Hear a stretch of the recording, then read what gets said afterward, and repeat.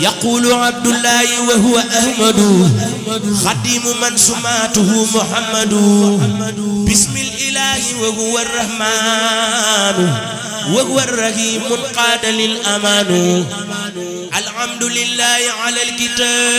الكتاب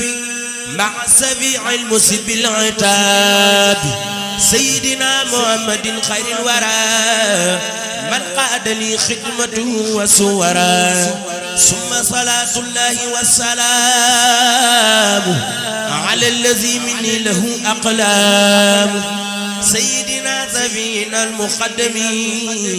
عند الذي تسكو لديه خدمي محمد وسيلتي وجنتي عن الآد والأذى والجنة وآله وصحبه الأبرار في العال والمآل بالتكرار هذا وقصدي خدمة تقر عين النبي بها كما تضر نويت من ظلام خدمة تسر مصطفى به كويت معذور حرمت من رب البرايا خدمة لمن بجاي كفاني صدمة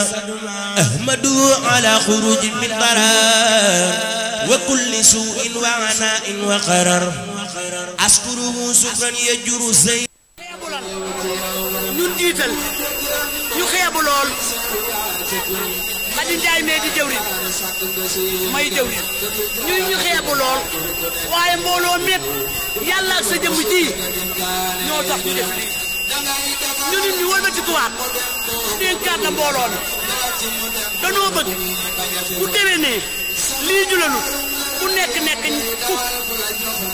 dañ koo xeeb lool waaye dañ la koo sàkk sa bisub Sëriñ Tuubaa bi bu déwénee bu ñëwee fii lii ñu la tegal dama bëgg nga fulal ñu ko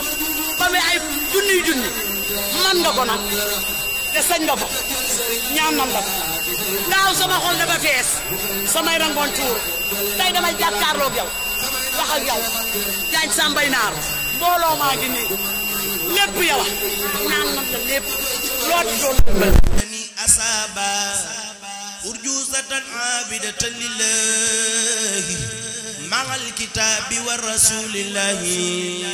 سميتها جالبة المراخب